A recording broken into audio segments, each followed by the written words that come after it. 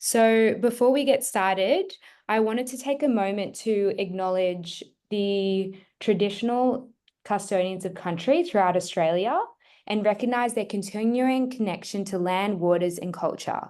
We pay our respects to their elders, past, present, and emerging, and we extend that respect to Aboriginal and Torres Strait Islander people here today. So today I'm joined by the Down Syndrome Australia team. So welcome. And for our speakers, so Liz is the World Down Syndrome Congress Coordinator. Liz began her career running a camp for adults and children with disability in New Jersey and most recently developed the Get Active program at Down Syndrome Queensland. I also wanted to introduce Claire. Claire is a self-advocate and is passionate about being a voice for people with Down syndrome and other disabilities. Claire is the first independent director with Down syndrome on the Down Syndrome Australia board. She is also an advocate member of the Down Syndrome Australia Advisory Network. So I'm excited to hand it over to the team.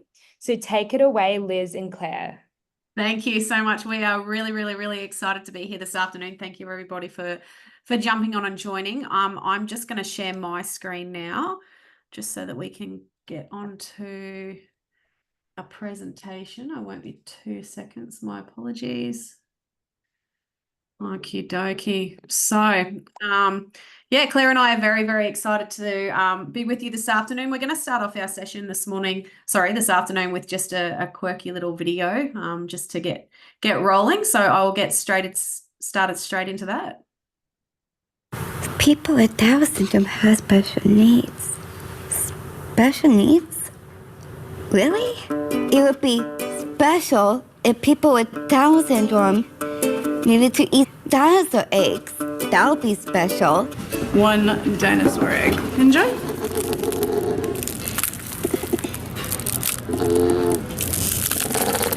Man, I think you were totally right about Lindsay. If we need to wear a giant suit of armor, that would be special. I got a condo in Manhattan. Baby girl, what's happening? So gonna get to clapping. Go pop a phone. It would be special if we needed to be massaged by a cat.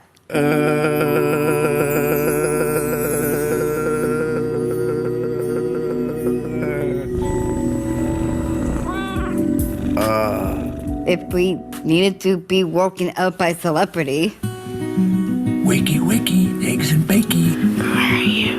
You may know me from Scrubs or Office Space. A few darker flicks, The Rock, Platoon, Wall Street. Funny story, I played Ben. Get out. My bad. That would be special. But what we really need is education, jobs, and opportunities, friends, and some love. Just like everybody else. Are these needs special?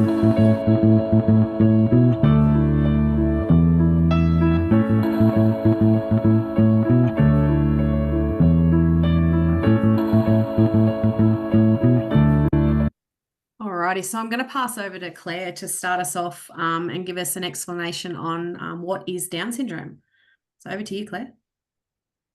Down syndrome is a genetic condition that impacts intellectual development. Some physical characteristics and aspects of a person's physical health. Because no two people are alike. This will vary from one person to another. Down syndrome is most a common genetic cause of intellectual disability. It is caused when a person is born with with an extra chromosome. People with Down syndrome have 47 chromosomes instead of 46. They have an extra chromosome, 21, which is why Down syndrome is sometimes known as trisomy 21. There are approximately 13,000 people in Australia who have Down syndrome. Beautiful. Thank you, Claire. And a little bit more about Down syndrome. People with Down syndrome, they may also have areas of strengths in other areas where they may need some extra support, just like everybody else in the community. Some level of intellectual disability, as Claire stated. There may be some characteristic physical features, and increased risk of some health conditions, which some of them are treatable, some developmental delays, and there are over 120 different characteristics that a person may have with Down syndrome. There are definitely far too many for us to go into detail with today, but a lot of the common ones that you will notice in some of the people that you support are a vision impairment, a hearing impairment, intellectual disability, delayed developmental milestones, sensory processing difficulties, and you'll notice the hypertonia affecting gross motor skills and muscle development in a lot of your people that you support with Down syndrome. I'm not sure if a lot of you all know, it's not the most common fact out there, but there is a lot more research and there is a lot more information now where a lot of people with Down syndrome do have a co-occurring diagnosis. This can include hearing loss, autism, ADHD, and some other medical conditions. Every person with Down syndrome is unique. So everybody has their own individual personality, their own strengths, weaknesses, and areas where they may need a little bit of extra support. So it's very important as a support worker picking up a new client to not just assume that everybody will be the same. And I'm going to hand over to Claire again now just to sort of give us a little bit of an insight into what it is like to have a life with Down syndrome. So over to you, Claire. People with Down syndrome want to be as independent as they can be. For example, wanting to move out of the family home and into a place of their own. To me, Down syndrome simply means that I need some help to do things, to do some things, and we all need help sometimes. I believe in always being positive. That life is what you make it. As well, my friends have their own strengths and challenges. Just like you, we want to fit in, have opportunities, and live happy and fulfilling our lives. Absolutely. Thank you, Claire. I think it's also important for us to recognise that Down syndrome, it is a genetic condition. It's not an illness or a disease. It's nobody's fault and there's no cure. It doesn't go away. As recently as the 1950s, the life expectancy for a person with Down syndrome was as low as 15 years of age.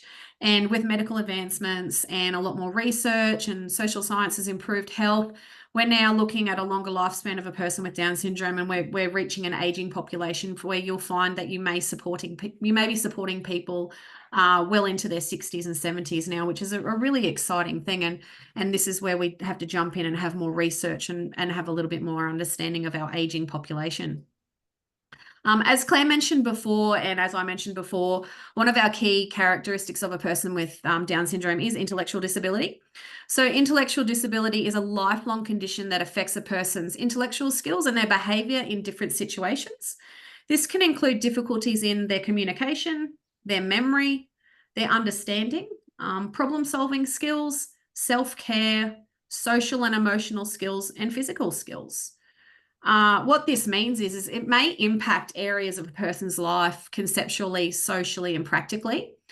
So conceptually, when you're working with a person with Down syndrome, just keep in mind that their language may be affected, reading, writing, math, reasoning, knowledge, and memory.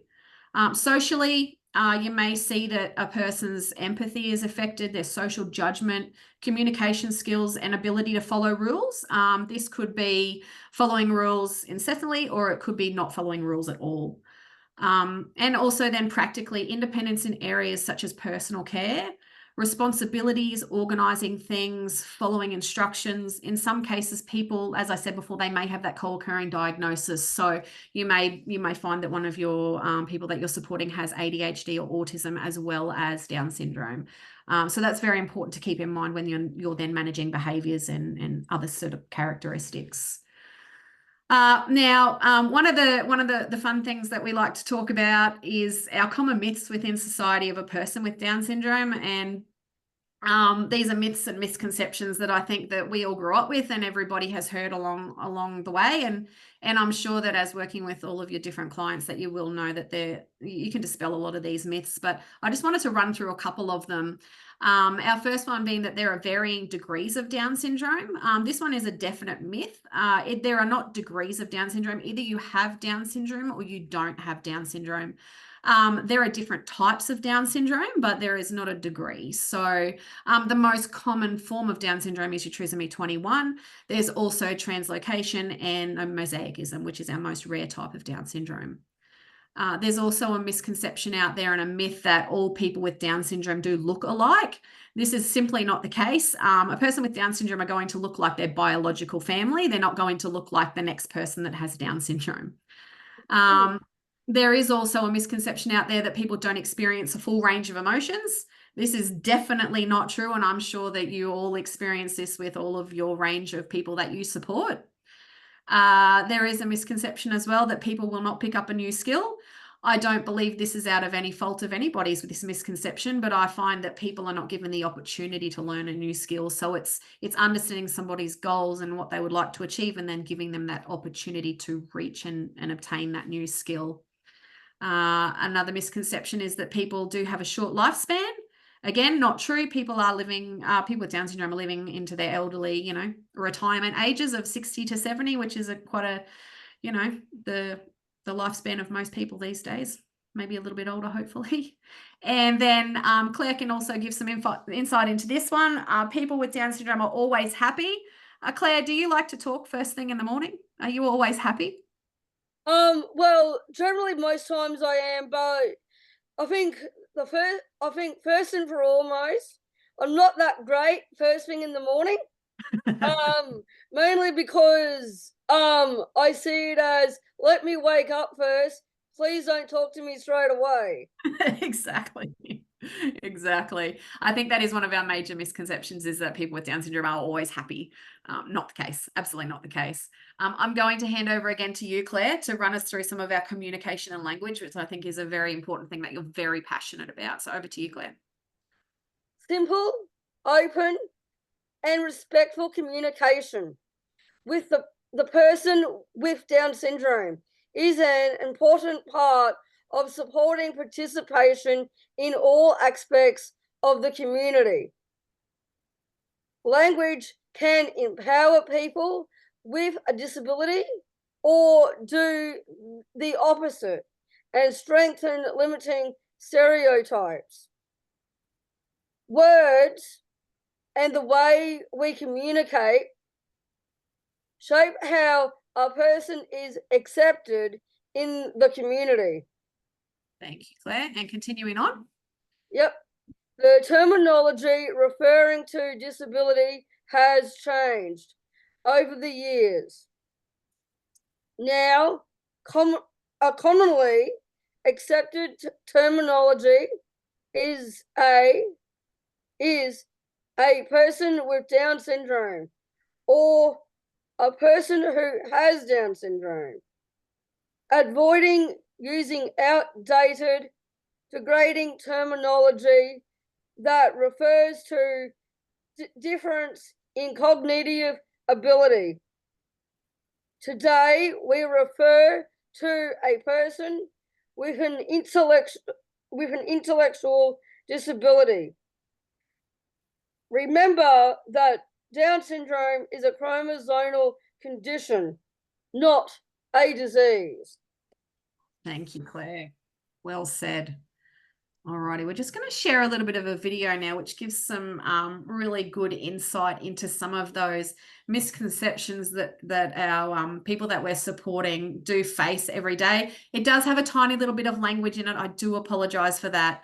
but it does give you an idea of the way that people are received within our community, and it adds a little bit of fun. So I will share this one for us.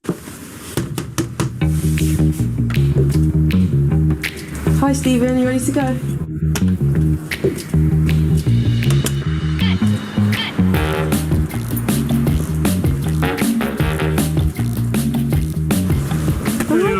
How are you? Good, thanks, to see you. How are you? Oh, I didn't know you. I'm Stephen. And she supports me. Elsie, you're such an angel to be doing this work. You must be so patient. Well done anyway, yeah? I'll see you later, okay? What's that about? Well, some people seem to think there's something special about supporting people with disabilities just to do the same things that everyone else does. Oh, how interesting. I really need some toilet rolls. Should we go to the shop before we go to the cinema? Yeah.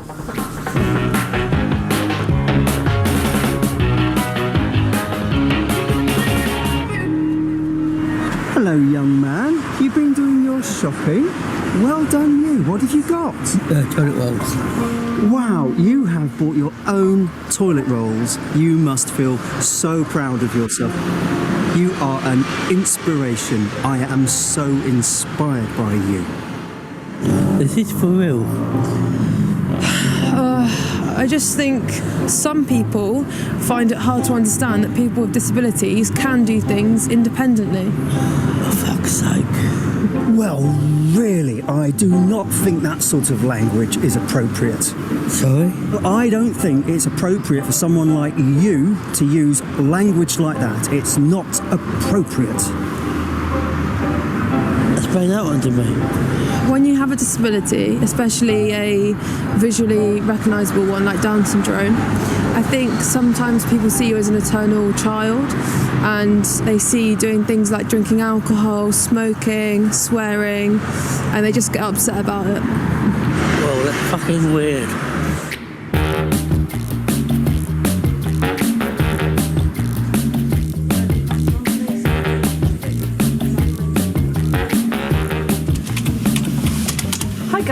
How are you? Oh, good, thanks.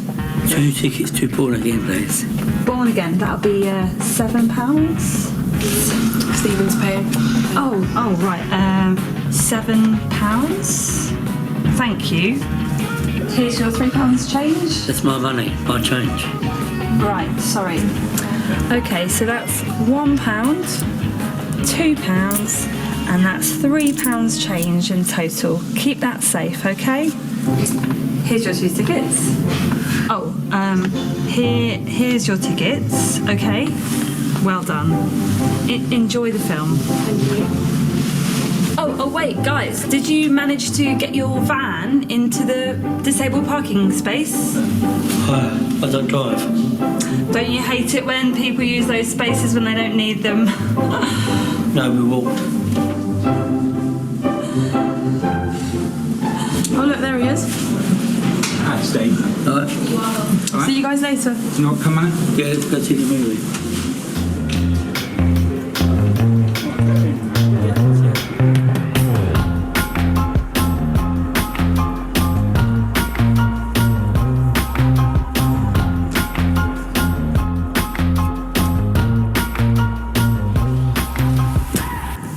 What a day. Bad day, honey? There's some strange people out there. Cheers. Cheers. So I like to drink this? Yeah, why not? Cheers.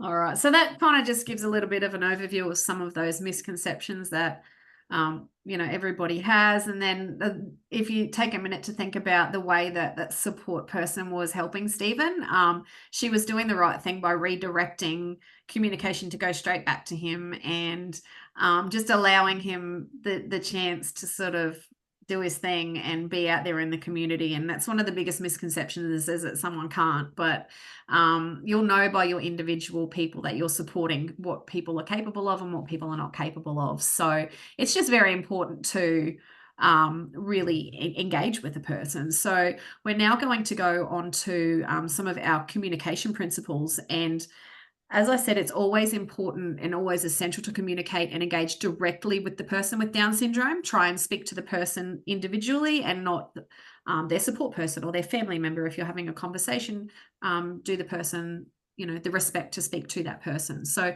explain things using simple, clear language, and make sure that you're not using jargon or acronyms, and no complex terminology.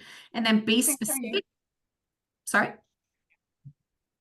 Be specific, don't use abstract concepts or open-ended questions. It's very important also to don't provide multiple talking points at once. Break up information down into smaller parts. This will allow time for someone to process the information that you're giving them. So if you do have to give instructions and it is a lengthy instruction, try and break it up into parts and then go from one thing on to the next, just to allow that time to process and then move on to the next instruction. Keep in mind also that a lot of time background noise and lighting can be very distracting for people. It's very, very important to have patience. It can be very difficult at times, but try and have patience and try not to rush a person. If a person with Down syndrome is feeling rushed, they can become extremely anxious. It can impact their speech, which then will impact their ability to communicate with you how they're feeling, and then the frustration levels will increase. And then you may have some behavioural issues from there. But as Claire said before, and as Claire's going to share in a little bit later on in our presentation, rushing a person is one of her pet peeves, and you just got to give a little bit of time. So decision making. As a support person, you will be involved in all kinds of decision making, really. So people with Down syndrome have the right to be involved as much as possible in decisions in their lives. The United Nations Convention of Rights of Persons with Disabilities says that people with disability should receive the support that they need to make decisions that do affect them. Now, supported decision making. Supported decision-making is about helping a person with a disability understand the information that they need, such as considering the possible consequences when making a decision so that they can make a choice that is best suited to them and their goals. Everybody will use a supported decision-making approach. It's very important that you are using that team collaboration and then speaking with friends and families and colleagues, mentors and friends before making a decision. It's very, very important that you do talk through the good and the bad of the outcomes of a possible decision that might be made.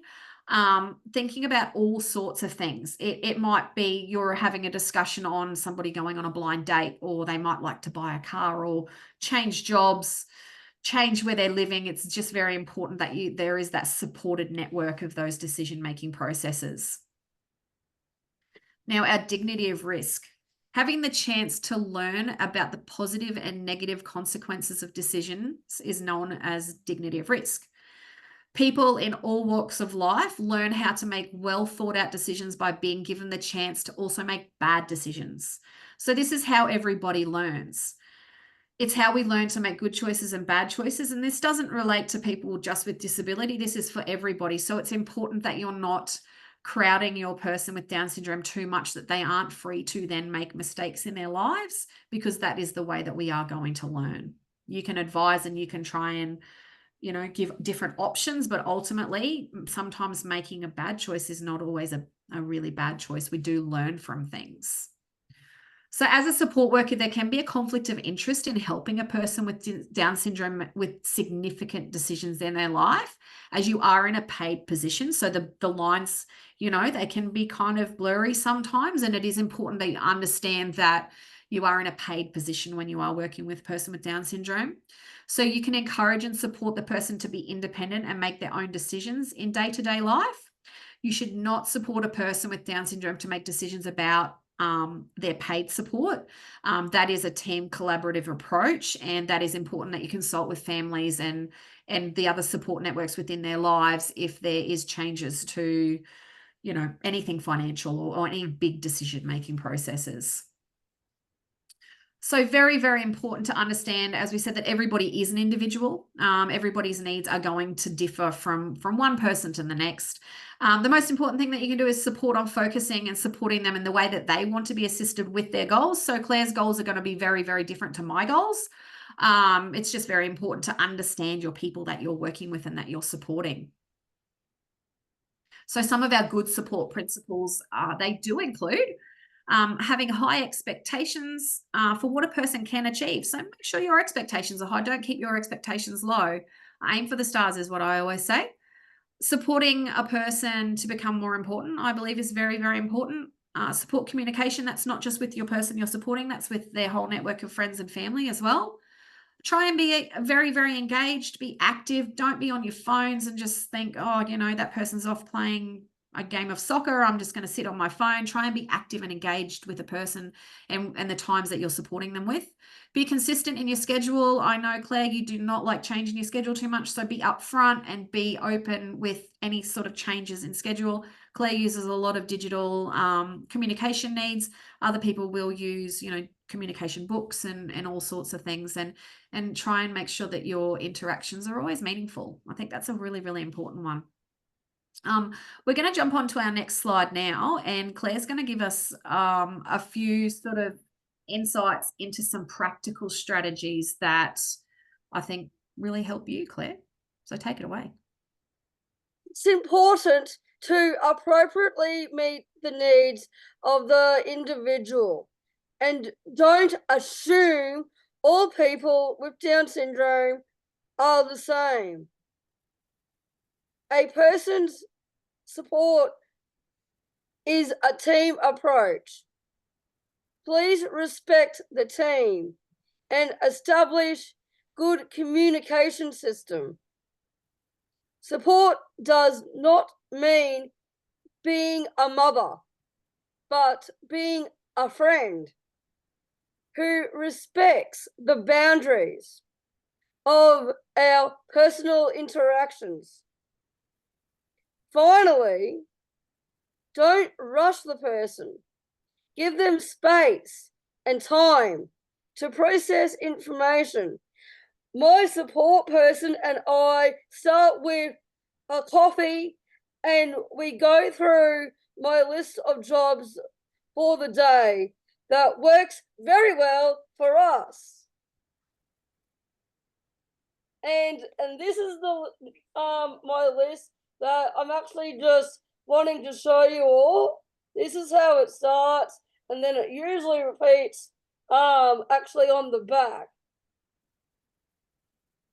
Yeah, that's awesome, Claire. I think that you know, that's one excellent resource that you have, and I think that's a really, really good strategy that you have, because you can sit down at the start of your week and you can work out exactly what it is that you're doing for the week, really, and you can set your goals and you can set your intentions in a very comfortable setting, and then I know Han, your support person, can then speak with your executive secretary about the things that are happening in your life and the things that you need support in, and then things that you're hoping to achieve that week. So that was some wonderful insight. Thank you, Claire. Yeah, thank you, Liz. Anytime. Alrighty, so now Down Syndrome Australia, our overall networking, our website is, I've just popped the website up on a slide here for you. We do have links to all the states and territories in there. Now, each state and territory association is an excellent resource for anything specific that you might have questions on in one of the people that you're supporting, or a general question that you may have.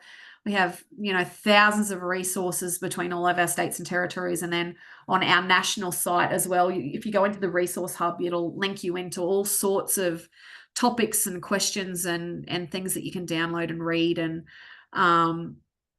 you can reach out at any time on the contact details that are on the website there, and then we can link you into resources if you have a person that you're supporting that does have a co-occurring diagnosis, and you're just like, I don't know what's going on, the family aren't giving me the support that the answering the questions that I have to help support my person that I'm supporting. Just jump on and get on the phone or send an email, because the help is actually out there, and it's we've just come from the World Down Syndrome Congress, where we've just had 1,000 people at the convention centre here in Brisbane, which was absolutely incredible to just see everybody come together, and all of the resources that are actually out there, all of the research that's out there, and all of the help. There is a lot of help out there, and no question is too small at any time. So if anybody does have any questions, we are here to answer some questions. If anybody does have any questions, if you want to pop them in the chat, please feel free. Christine's there ready to sort of get any questions and fire them away at us. I can't see everybody right now because I'm sharing my screen. But a lot of the questions that we have sort of had leading up is, we've probably already answered it within our slides, but people are curious about Down syndrome and how many people have Down syndrome, and a lot of medical advancements, and we lobby a lot, and we rally behind education and understanding and working with healthcare professionals. And there are approximately 13,000 people in Australia. And as I said, we're seeing for the first time ever that we are having now an aging population. So we are having people that are living well into their 60s and 70s. So we are roughly at about 13 to 15,000. So on the latest data. And as I said, somebody did flick me a question, what's the life expectancy? Life expectancy is, as I said, around 60 to 70 now. So if anybody has any other questions, please feel free to pop it in the chat, and Christine, just yell it out to me if we've got a question.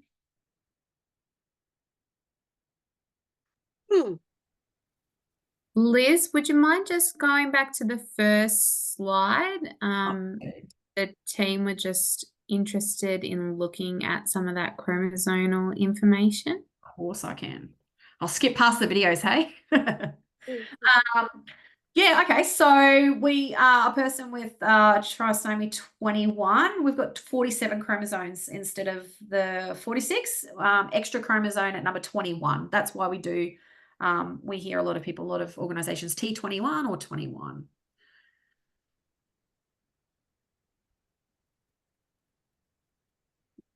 Liz, would you be able to share a little bit more about mosaic Down syndrome?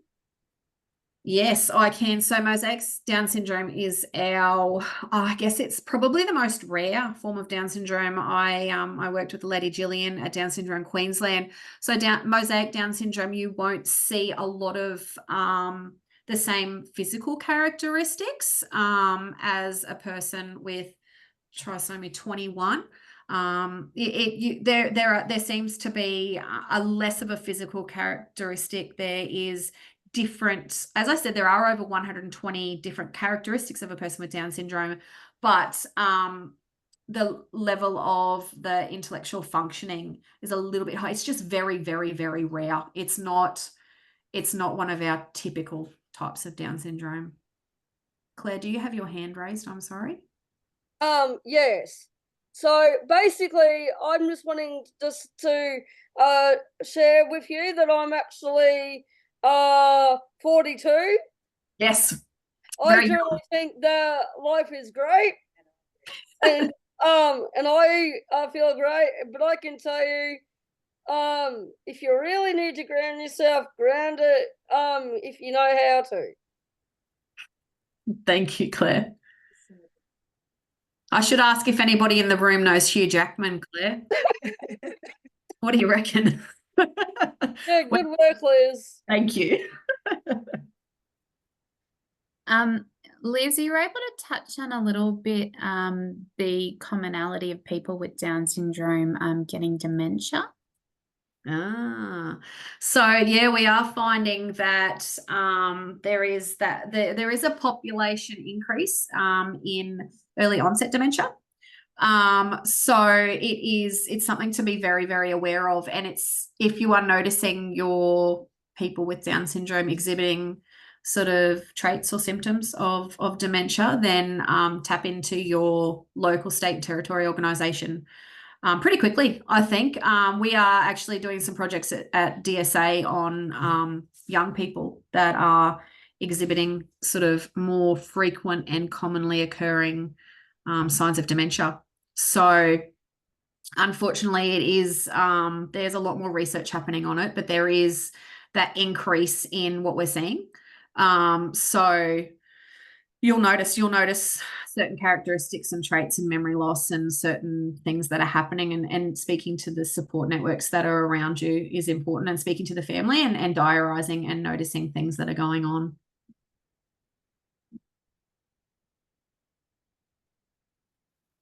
Thanks, Liz. One other question about how important exercise is for people with Down syndrome, and any tips on how you might encourage someone to exercise. It might also be worth sharing a little bit about the apps we have available.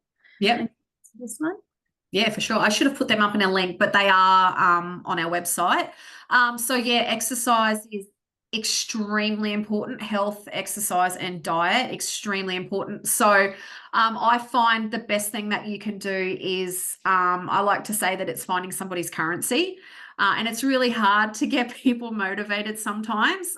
Like, it's probably hard to, I don't like to get off the couch sometimes, but it's incorporating exercise in a way that's really, really, really fun. It's really important also to understand a person's physical limitations, because there might be a reason why they're not wanting to exercise. There could be, like, you could have some hypotonia, low muscle tone in legs or arms, and it might be really painful. Our little boy has feet issues, so walking is really, really hard for him. It really hurts. So it's making sure that he has the right orthotics in his shoes, and then it's encouraging him to take short walks at a time, and then engaging him in the gym and finding exercises that he really, really does love. But yeah, exercise is so important. You'll notice that people with Down syndrome, they do have like rounder bodies when they're not watching what they're eating. So, and carrying weight around the hip and the midsection, it's really important to get up and down. And Claire, I don't know if you can add a little bit of insight for me here, because, you have sore knees, but it's very important to be doing things that are getting you up and out of the couch. But before I jump over to you, Claire, it's also, if you jump on the website, you'll find our apps and our health apps, and they are a really, really good resource for people to be sort of understanding their health and exercise and all of the wonderful things that we love in life. But Claire, can you give us a little bit of insight into how you keep active? Yeah. So I'm more of a gym person. I also actually do like being in a pool, particularly in the summer. But I can tell you at the moment I've actually have got a weight. I don't even know what kilo it is, but it's a 3. So yeah. So I actually have poorly formed dislocating patellas in my kneecaps. So for me, it's actually incredibly very vital to do as much exercise as possible, but to be also very careful and be very minded about, you don't want to overwork them or underwork them. You just need to create a balance.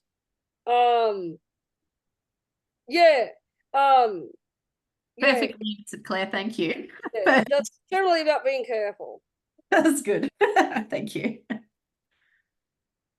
Liz, would you be able to share how common, or what is the most common co-occurring diagnosis for people with Down syndrome?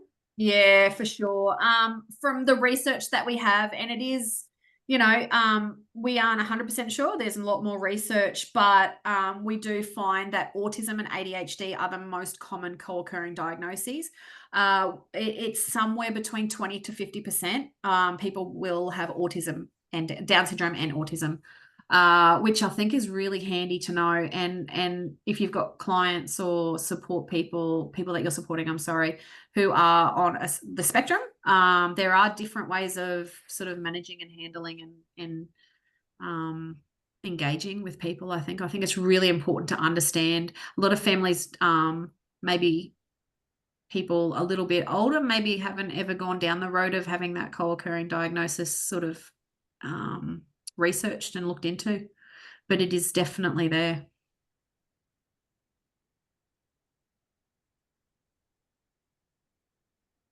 Thanks, Liz. Thanks, Claire. Does anybody have any more questions they'd like to pop in the chat for Liz and Claire to answer?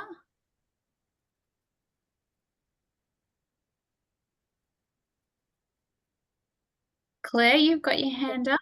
Yeah, I was just going to say the one thing that we didn't actually say too much on is that not every cell in mosaic Down syndrome isn't like, it's not like the trisomy 21, because not every cell is actually broken down. Only some are, not all of them. Yeah. Perfect. Thank you, Claire.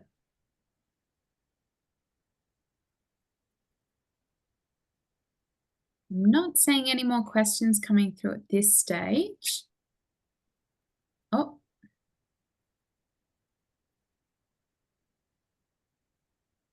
I've got a question. I'm not sure if you've come across this one, Liz. Is massage therapy recommended for people with Down syndrome? Is it commonly recommended?